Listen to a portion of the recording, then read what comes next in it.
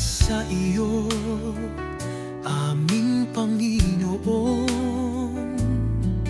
Jesus, sa iyong pagmamahal, sa iyong purong krus, tinubos mo